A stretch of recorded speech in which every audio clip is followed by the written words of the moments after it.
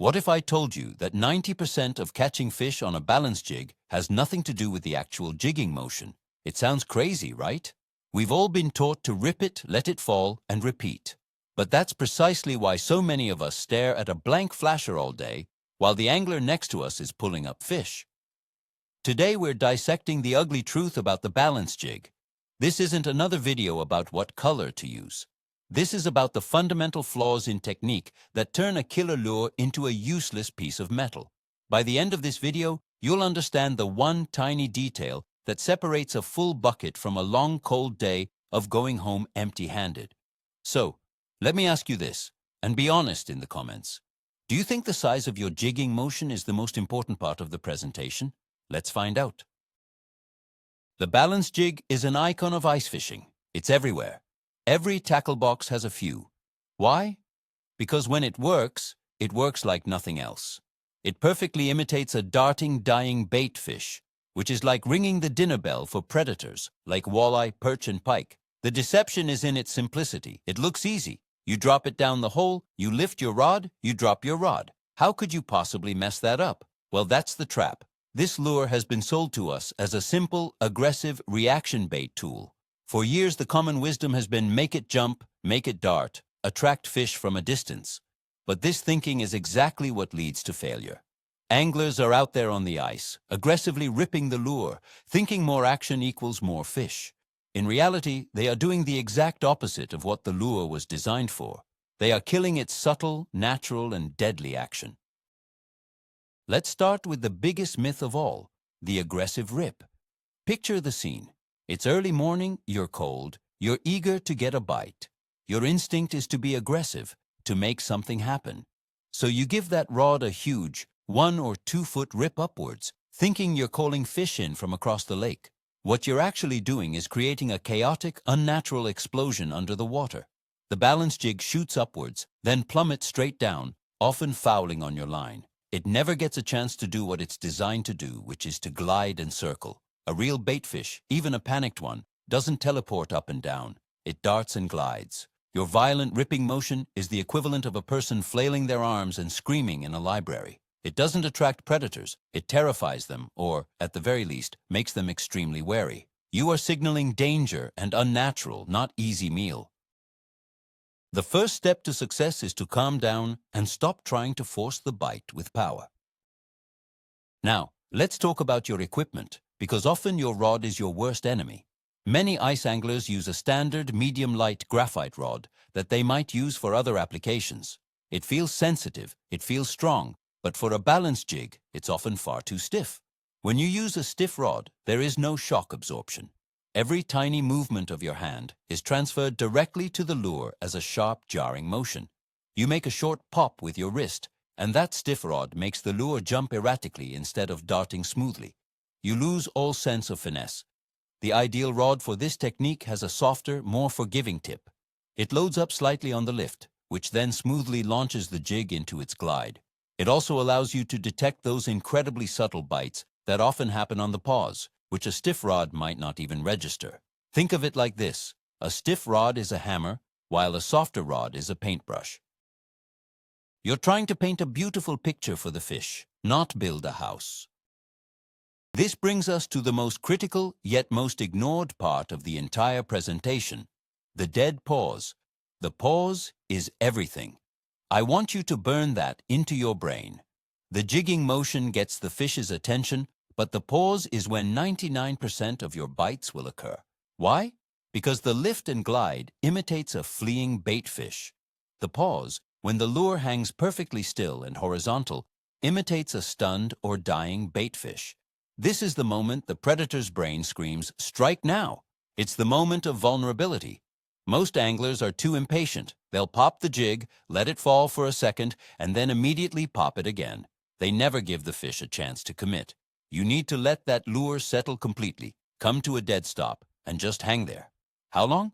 Sometimes it's 3 seconds. Sometimes, on a tough bite, it can be 10, even 15 seconds. It feels like an eternity. But it's during this boring part of the cadence that a walleye will slowly drift in and just inhale the lure. If you're not pausing, you're not fishing.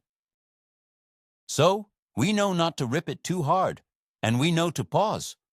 But what's happening between those two actions? It's the glide, and you're probably ignoring it. The magic of a balance jig is its ability to swim out and away from the center of the hole.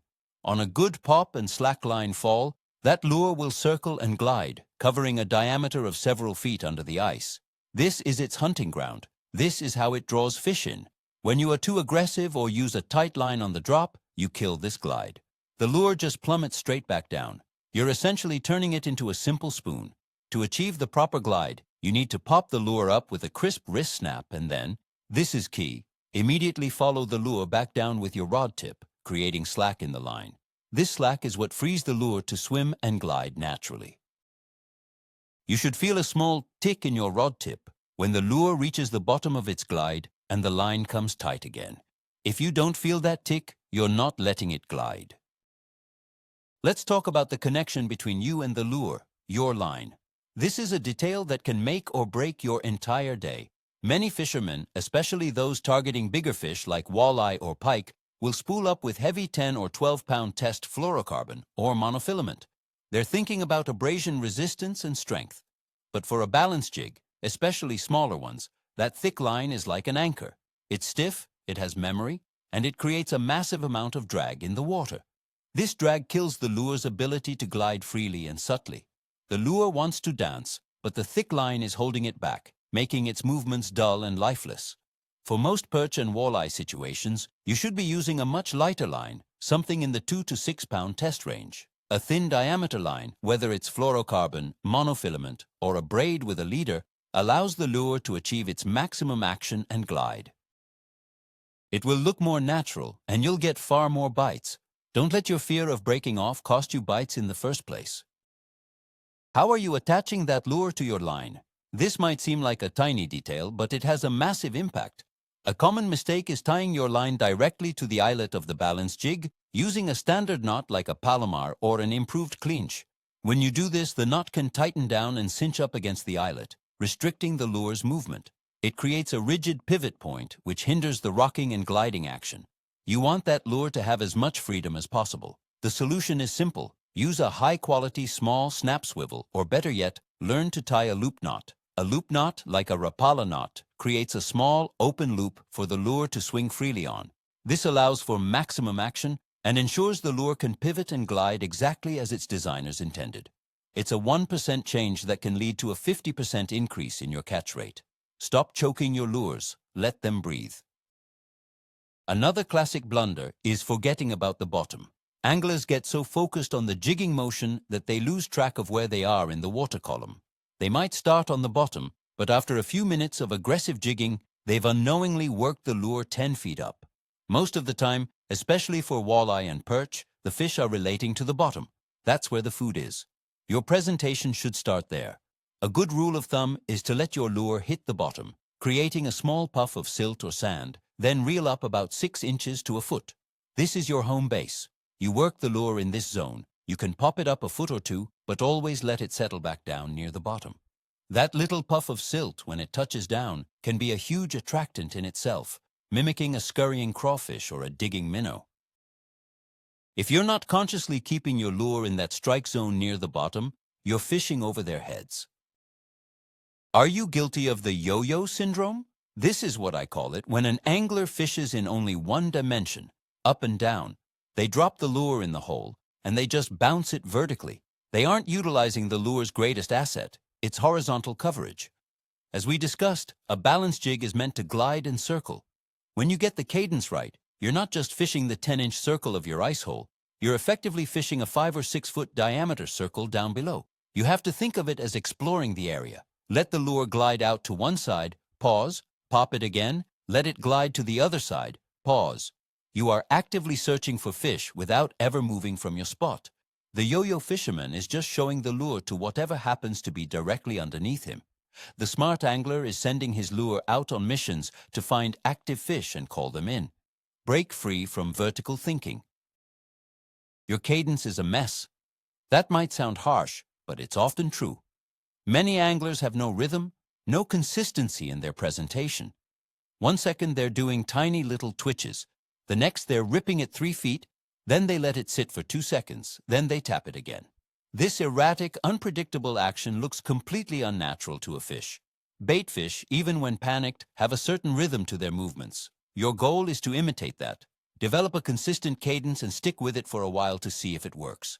A great starting point is pop, pause for 5 seconds. Pop, pause for 5 seconds. Do this for a few minutes. If it doesn't work, change one variable. Maybe try a double pop, then a 10-second pause. The key is to be deliberate. Think of it like a musician practicing scales. You need to find the rhythm that the fish want on that particular day. Random, chaotic jigging is rarely the answer.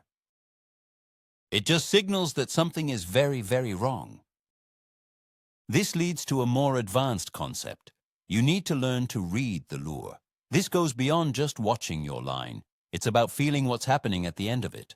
With the right rod and line, you can actually feel the lure's entire life cycle on each jig. You'll feel the crisp pop on the way up. You'll feel the weightlessness as it glides on a slack line. And then you'll feel that subtle tick or a slight tensioning of the line as the lure finishes its glide and straightens out below you. That tick is your signal that the lure has done its job and is now in the perfect position for the pause. Anglers who don't feel for this are just guessing. They don't know if the lure is still gliding, if it's settled, or if it's tangled. Learning to feel that final tick transforms you from a passive participant into an active puppeteer. You are in complete control of the presentation, and that control is what lets you fine-tune your cadence to perfection. Let's talk about the tool many of us rely on, our electronics. A flasher or a fish finder is invaluable, but it can also lie to you, in a way. The mistake is in how we interpret it. You see a red mark fly in towards your lure on the screen, and what's your first instinct? To jig it, to get the fish excited. But often, this is the worst thing you can do. That fish has come in to investigate the subtle glide and pause you were just doing. When it gets close and you suddenly start ripping the lure aggressively, you can spook it away. The fish was expecting a dying minnow, and you just made that minnow do an impossible series of backflips. A better approach when you see a mark come in is to do nothing. Let the lure hang perfectly still. Let that fish study it. If it doesn't commit after a few seconds, give it one tiny, almost imperceptible twitch, or a slow 6-inch lift. This is often all it takes to trigger the strike. Stop playing to the screen and start playing to the fish. We need to clarify the difference between a hop and a lift. These two words define the action you impart on the lure, and they are not the same. Most anglers are performing a lift. They are pulling their rod up smoothly and deliberately over a distance of 1 to 2 feet. This drags the lure upwards through the water. It doesn't really activate the gliding wings of the jig. A hop or a pop is a much shorter, crisper motion. It's a sharp snap of the wrist, moving the rod tip only 6 to 12 inches. This abrupt upward burst is what loads the lure and sends it shooting off to the side into its glide. It's a quick, sharp motion, followed immediately by slack. Think of skipping a stone. You don't do a long, slow lift. You do a sharp, quick flick of the wrist. The physics are similar. You are launching the lure into its horizontal journey. If you've been lifting, try switching to a crisp hop and watch the difference it makes in the lure's action. Now, let's address the elephant in the room. Color. How many times have you heard it? They just weren't hitting the fire tiger today, or you gotta have a perch pattern. Anglers will spend hundreds of dollars on dozens of different colors, convinced that one specific shade is the magic bullet. And when they don't get bites, they blame the color and switch lures every 10 minutes. Color is a crutch. While it certainly can make a difference in specific water clarity or light conditions, it is almost never the primary reason you aren't getting bites. It's probably number 5 or 6 on the list of importance, well behind cadence, pause, rod action, and line size. If your technique is flawed and you are spooking fish with an unnatural presentation, it doesn't matter if your lure is the perfect, scientifically proven color. They won't eat it. Focus on making the lure act correctly first. Once you have the action dialed in, then you can start fine-tuning with color. You have to learn to read negative cues from the fish. This is where your electronics become your best friend again. Let's say you're jigging with a specific cadence, a pop-pop pause. You see a mark appear on your flasher, rise up to inspect your lure, hang there for a second, and then slowly drift away and disappear. That is a negative cue. The fish was interested enough to come in, but something about your presentation at that final moment turned it off. This is critical information. Don't just keep doing the same thing. Change one thing. If you were doing a double pop, switch to a single pop. If you were pausing for 5 seconds, try pausing for 10. Maybe your pops were too aggressive. Try a much smaller, more subtle hop. The fish are talking to you through their actions. They are telling you what they don't want. It's your job to listen to that feedback and adjust until you find what they do want. An angler who ignores these cues is doomed to repeat their mistakes all day. Let's discuss the downsizing secret. We often have a go big or go home mentality. We want to catch the biggest fish in the lake, so we tie on the biggest balance jig in our box. But on days with high fishing pressure, or when a cold front has moved in and the fish are lethargic, a large, aggressive presentation can be a major turnoff. This is when downsizing can be absolute magic. Switching from a number 5 or number 7 size jig down to a tiny number 2 or number 3 can completely change your day. A smaller lure has a more subtle, less intimidating action. It glides and flutters more delicately. It looks like a much easier, safer meal for a finicky walleye or a jumbo perch. It requires even lighter line and a more sensitive rod, forcing you to embrace finesse. So next time you're marking fish that refuse to bite your standard offering, don't be afraid to tie on the smallest jig you own. You might be surprised by the size of the fish that are willing to eat a tiny snack. To tip or not to tip? Tipping your balance jig with a minnow head, a wax worm, or a plastic can adds scent and a little extra visual appeal. But tipping is an art, not a chore. The biggest mistake anglers make is overloading the hooks. They'll put a huge mangled minnow head on the belly treble hook. What does this do? It completely destroys the balance of the lure. It can't glide properly anymore. It just spins and falls like a rock. You've killed the lure's inherent action for the sake of adding scent. The proper way to tip is to be minimal. A single spike or wax worm on one tine of the treble hook is often enough. If you're using a minnow head, use the smallest, most streamlined piece you can. The goal is to add a little flavor without changing the lure's hydrodynamics. Always test it in the hole next to you and watch how it falls. If it's not gliding, your tip is too big. Stop fishing memories. This is a trap that gets even the most experienced anglers. You had an incredible day last Saturday on a specific underwater point. You caught your limit of walleyes using a clown-colored balance jig with an aggressive double pop cadence. So you come back this Saturday, go to the exact same spot, and try the exact same presentation, and you get nothing. Why? Because conditions are never identical. The weather has changed, the barometric pressure is different, the bait fish may have moved. The fish are not in the same spot, or they are not in the same mood. You have to be willing to adapt. What worked yesterday is not guaranteed to work today. Treat every day on the ice as a new puzzle. Start with what's worked in the past. But if you're not seeing results within a reasonable amount of time, you must be willing to change your location, your lure, or your technique. Don't let a past success lead to a present failure. Here is something most anglers never even consider: the wind. You're on top of the ice, and you might not think the wind matters much down below, but it does. On a windy day, the wind pushing against your line above the hole can impart a subtle and often unwanted motion to your lure. It can cause your lure to drift and swing, even when you're trying to hold it perfectly still during that critical pause. This can be enough to turn off a wary fish. Furthermore, strong winds can create a subtle current under the ice. This current will affect how your lure glides. It might glide farther in one direction and shorter in another. You need to be aware of this. On windy days, you may need to use a slightly heavier jig to combat the line drift. And you may need to adjust your jigging stroke to ensure the lure is still getting that proper circular glide. Pay attention to the elements. They affect more than just your comfort. Let's consider the sound of silence. In our quest to attract fish, we can sometimes be too loud, too active. We're constantly jigging, popping, and moving the lure, believing that action is the key. But sometimes, especially in clear water or with heavily pressured fish, the most effective technique is to do almost nothing at all. This is where the dead stick approach comes in.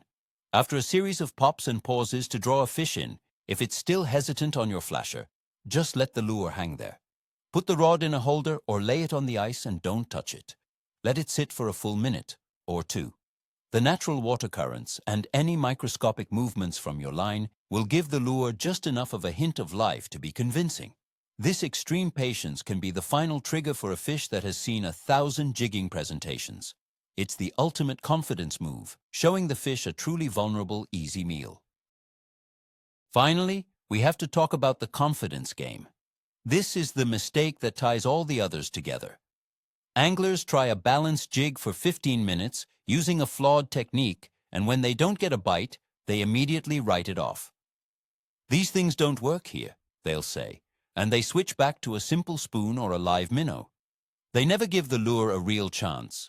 Mastering a balanced jig takes practice and patience. You have to believe in the process.